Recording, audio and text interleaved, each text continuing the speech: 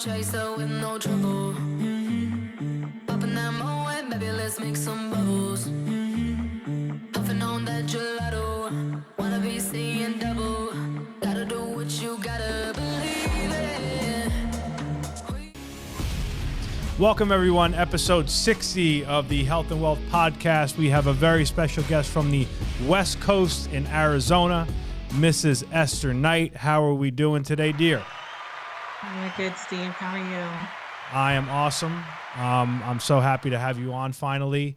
I got to say, you and your brother do an amazing job on social media of promoting, what he does, what you do. Every 5 minutes I see something, it's like, Esther protected a family. Esther protected a family. So kudos to you guys for being great communicators. Thank you. Thank you. I got to give credit to him. He's amazing. Yeah.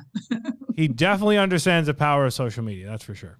He does, for and sure. It was great. I got to meet him and see him in Baltimore when I was there. And he sends me a text that he gets in I guess he had a flat tire or something. He's like, I'm still coming. I'm like, all right, well, I'm waiting for you, brother. I'll wait all night. And he got there. Yeah. Oh, well, we know how powerful it is to be in your company. So, yeah. Oh, well, thanks.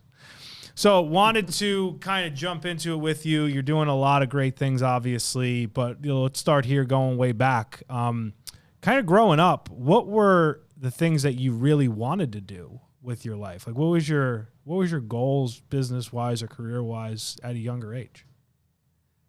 Well, believe it or not, I started working when I was probably like 13 or 14. My mom, she worked for the local newspaper in Chambersburg. And it's kind of funny because I was a telemarketer. We were the ones that were trying to get people to get subscriptions for the newspaper. And that's kind of where that phone voice, came from. And used to get hung up on a lot, cursed out a lot, but it was okay. It was funny, because we were young and some of the stuff they would say to us, we had never heard before. So we were building a dirty language too. Nice. So, but no, then I found a love for hospitality. So I had my first job at a Comfort Inn in Chambersburg, and it was a 65 room, it's a small hotel. And I loved it because the alternative was working at McDonald's or some other greasy fast food place. And I just kind of wanted to be in air conditioning, and I wanted to see people and meet people and greet people, all of that, so hospitality's kind of been in my blood since, very young. So I stuck with that, for pretty much most of my life, doing that. So it's interesting with hospitality because we have that in common. Most people that are in it, good personalities, passion to serve people. They understand the importance of it, of, the food service side, the hotel side. So I could definitely see that in your personality, as to, having that passion about you. Now, what did your parents do in your upbringing from a business perspective? Were they in business, entrepreneurs, or what did they do? So my father was a Vietnam vet, and obviously they had, these opportunities, to work at, different locations. So that's obviously when we moved to that area in Chambersburg. It was a boarding school. It was a school for, kids that had parents that were Vietnam vets, so they were orphans. I don't know if you've heard of Milton Hershey School, but it was something similar to that. Okay. So a lot of those kids came in from Philadelphia. So they were inner city youth, didn't really have parents. So, when my father became an administrator over there, it was tough because, you're dealing with street mentality, street kids. But he was such a good role model for them. I know the job was super stressful for him. And I think that's why he was looking at some entrepreneurial opportunities. One of them was Amway. And I know there was A.O. Smith, I think he was had gotten into as well. And he would always kind of preach to us about how he never wanted to have to work for somebody because it is hard. There is a lot of stress with that. And his health was not always the best. I remember him, really young, dealing with, blood pressure and, all of that other kind of stuff. So it was hard, but he was able to keep it together. So he balanced all of that. So he was at that school for, maybe 25, 30 years. And I know that he was trying to start this business at the same time. So it was hard to kind of see that.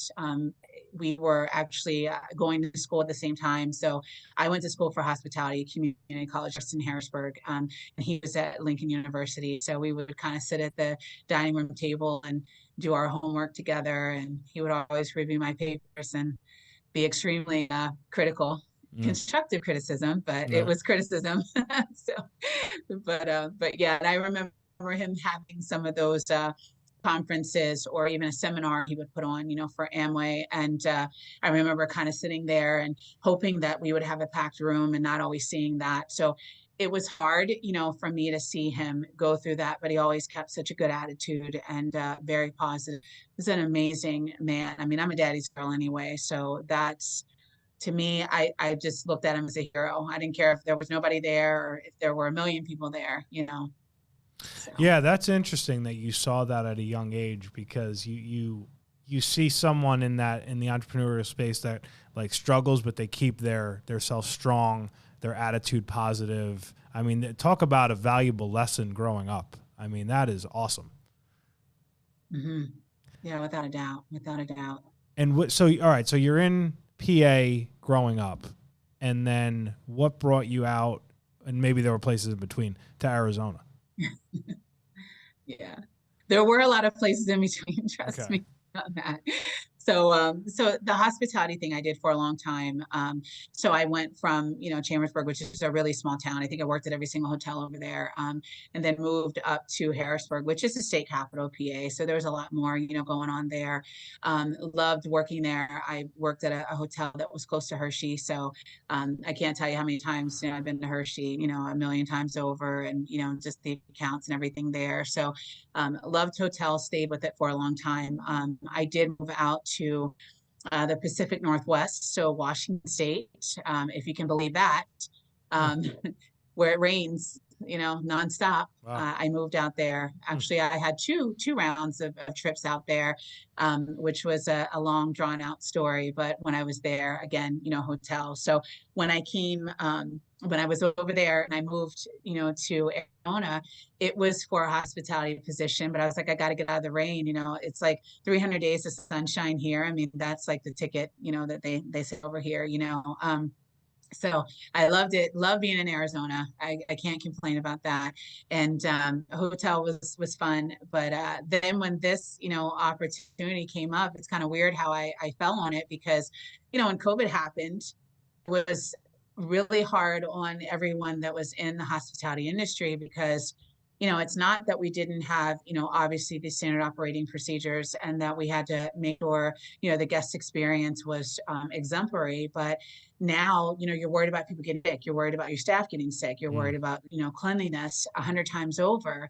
And then staffing issues became something. So Yeah. I would go in the morning and I'd have all these things to do. And it would turn into, something else where I was operations, like Right. actually Right. helping out because we had, staffing issues. So, um, even with that, I had started with a practice company and insurance because I knew that there needed to be something else that I had to learn how to do. I had to make myself marketable and know how to do something else because hospitality has its expiration date. We all know that. Yeah. Um, and so I started off just doing part-time at a practice company, and I would take my PTO time and run out and try to open groups and meet with people. And I had a great time doing it. And then when it kind of came down to making a decision as to what I was going to do moving forward, my brother was already with FFL and was all excited about it. I'm like, well, what's going on with it? I mean, because, a lot of times if he tells me something's good, I don't really do research. I just trust that he knows what he's talking about. Mm. That's the brother sister relationship. Like there are days when I hate him and there's days when I love him. So I just figured I would trust him and see what happens. And so when I fell into it, it was just a leap of faith. I was out here, Arizona, a lot of top producers, so I will tell you that like leads and trying to find leads was pretty interesting. And thank God I actually had gone to the Mesa office. I met Brandon Kitchens out there, and I remember saying to him, like, man, like there's not really a lot of leads here, in some of the counties. completely saturated. And he told me, he's like, you're going to need to start making travel trips and going different places. So I decided that I would choose PA because that's where I'm from. Mm. And I got to, at least go back home and experience some nostalgia there, So that was my first travel trip. I remember I took it at the end of May, it was, because it was right around Memorial Day when I left. And I remember it was raining, and it was extremely scary because, I called my leads ahead of time. I had some appointments booked and everything, but I'll tell you, Steve, I don't think I really took it seriously. Like, I was looking at it like, oh, I'm going to go out there and maybe I'll work a little bit. I'll see my friends. Right. And when I went out there, I mean, it was intense. I mean, I was stuck in my hotel room. When I wasn't there, I was racing around trying to meet with people. I was porched. I remember being in homes for freaking like 2 or 3 hours. Can you believe that? I'm like, I'm surprised these people didn't kick me out of Yeah. here. Must have So, liked you. but but you know what? It was a successful trip. It was the first trip that I made, and I was at like 7,000 by the end of it. I was able to help seven, families, obviously. Um, so it was a good time. And I think what I realized from that was that, distractions, because I remember John, and also, I'm not sure if you're familiar with Neil, Yeah. but AOG is his agency. I remember them having a conversation with me about the non-negotiables. You've got to know, what you're not going to, partake in, because this is a work trip. This is not about fun. And so I didn't really get that. I was kind of like, oh, I hear what you're saying, but I'm not listening. And so I ran into a lot of distractions when I was there. I mean, a lot of distractions. So when I think about it, it's like, I probably could have done a lot better had I removed the distractions that I had and just really focused on the families. Yeah. And I can tell you even now that that's a big thing for what we do, as being independent, is it's the distractions. 100%. I want to go back. You went over a lot of great stuff. So number one, coming from that hospitality world, I did the same thing where you're moving for promotions. And when you think about that, and anybody out there who's thinking of getting out and getting into insurance, right? You got two success stories looking you straight in the eye. Number one, when you come from that world and you're willing to move around like you just did on that travel trip, what you made on that travel trip, it probably took you a month and a half to make in hospitality, right? Like, I'm sure it's probably somewhere in that realm. So what's incredible, and I found the same, was you can now go out, get a license, and if you're willing to move around, the world is your oyster, and you're going to make so much more money with so much more opportunity, and then you can build your business in all of those different places. Would you agree? Absolutely. Oh, absolutely. Yeah, absolutely. And you know what? I think that when you're in that hospitality world, you do feel like you're stuck. I mean, there's a lot of things that happen, and it's not a very positive environment, because for the most part, it's, you can create a great guest experience, but there's a lot of negativity that comes along with that. And I think that, for those of us that understand it, we know that, if the guest, or someone in the restaurant doesn't have a good experience, everybody's hearing about it, and we are people pleasers. That's what we're trying to do. It's always an apology, and then, there's a follow-up.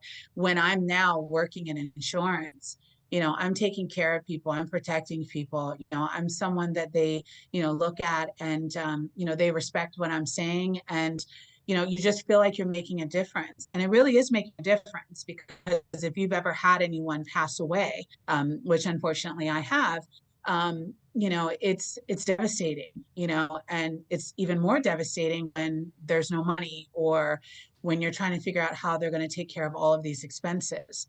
And I think that it hits home. And for me, even in that first year, because I've been doing this for almost 2 years now, I had some death claims. And because I'm such a sensitive person and super emotional sometimes about this stuff, I mean, it was really hard, because I had those beneficiaries call me.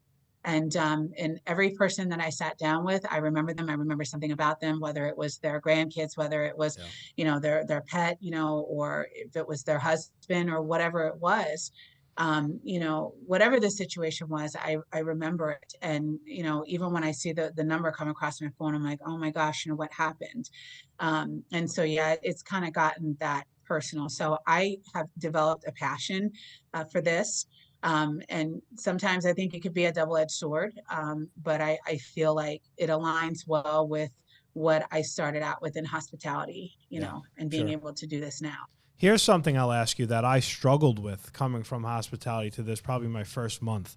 The hospitality mindset was, please everybody, right? Like it's customers always right, Mm-hmm. please everybody, make people happy, all that jazz. I quickly learned in my first month that was what I would do or what I needed to do after you were my client. Before you were my client, I needed to fight for you, sometimes with you, for the same common ground, common cause. Because sometimes people, even though they're inquiring about something, they still are on the fence. They maybe don't trust you right away. They don't want to, whatever. Did you struggle with Right. that? With that, Oh my like, gosh. right? How did you It overcome was it? it was awful. You know what? It took a lot of conversations with people that were not as emotional. Like you said, always wanting to please. For me, it really got bad. I mean, it got to a point where, people were calling me after hours, talking about stuff that had nothing to do with what we just went over. The fact that I was just able to protect you, and it was a lot of that follow up. Like, is something going to happen? Is something going to go wrong? But yeah, I mean, I had to talk to my brother. I had to talk to other people that actually were not from that industry that would just say, listen, this is what you're supposed to be doing. When you're going over all of that information with them, when you're going over the financial sheet. I mean, this is business. And I remember sitting down with my brother and actually doing a role play the whole way through. And he sat on a couple of in-homes with me, and he just kind of critiqued what I was doing. And it's like, you're going to have to stop doing things this way, Yeah. Obviously, creating that why and gaining control. That's what it was, Steve, is that I Yep. don't think that I had control Control. because I was concerned about what they were going to say, and I'm supposed to have control because I'm the professional, Right. when it comes to this. So, Exactly. Yeah, it's interesting because the good thing for people from hospitality after the sale is made is when you go above and beyond for people when you're my client, they're going to stay on the books. You're going to keep more people from a persistency mm-hmm. perspective. They're going to go back to you for policies down the road. They're going to go back to you for policies for their family. You save their number in your phone, and that's where the hospitality thing actually helps you. It's just the Yes. initial, like, I got to look you in the eye, take control, and tell you what makes the best sense after you just told me what your problems are when, Bob passed away. But that's Right. where you can use it to your advantage. Absolutely. Absolutely. And it's funny that you say that because with a lot of my carriers, my placement is right around 80%. Yeah.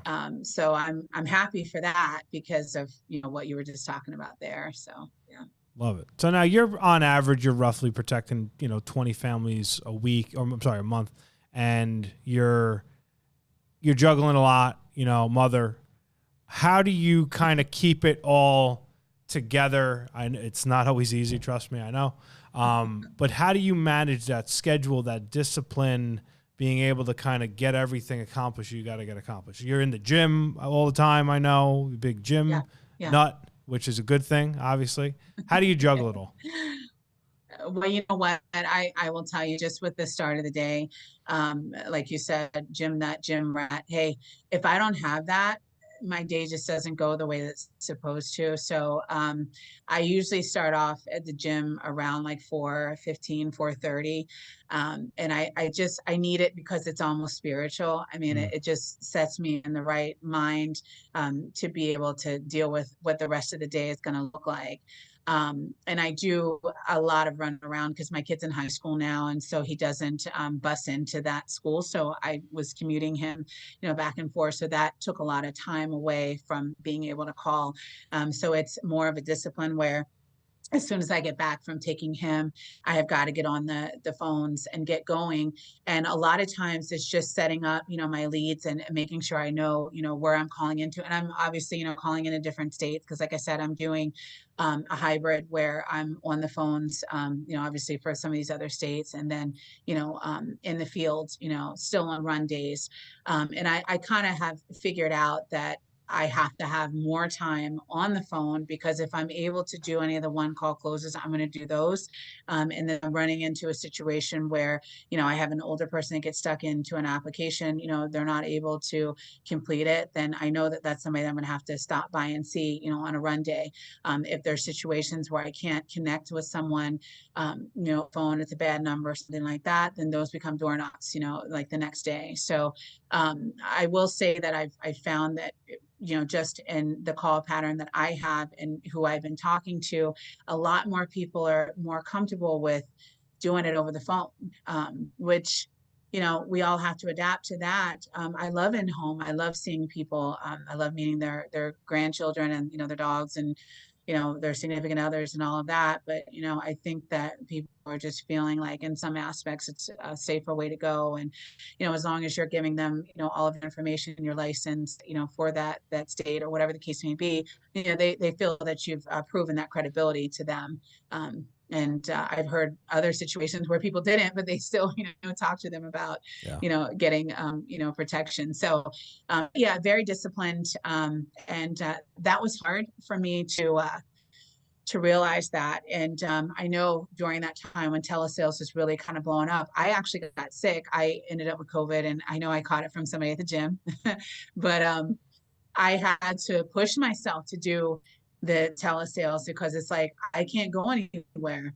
And even that was difficult doing it, that way. But they still hung in there with me through my, coughing, like, coughing uncontrollably for part of it. But yeah, the discipline definitely, had to be there. And right now, like I said, because it's a passion, it doesn't feel like it's work. I mean, even on those days that are harder dial days, and even on run days when things aren't going the best, the next day I'm just motivated and feel determined and driven to try to do more. And I'm going to say this to you because I feel like you were a big part of that.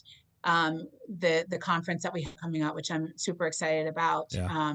I remember when I met you there, and I remember I caught you and like no one was around. I was like, oh my gosh, like I get to talk to him, and he's always on all of these, these podcasts and YouTube and all this stuff. And so I remember when I came over and talked to you, and I was saying to you that I was struggling and I wasn't able to get past, protecting like 10, 12 families, a month, or, I was trying to get to at least 20 families because right now that's kind of like a minimum, and I remember you telling me that it's all about activity. And, whenever you start out your day, I mean, you need to be running from, 8 in the morning till 8 at night, and you don't come home until, you've made some things happen. And that really just kind of hit me as, what, I've been kind of on autopilot, like I haven't really been doing everything that I can, when it got to a point where you had a couple of door knocks or you had an appointment, that you sat, or you had some other things that didn't go the way you wanted them to. And maybe it became more of an education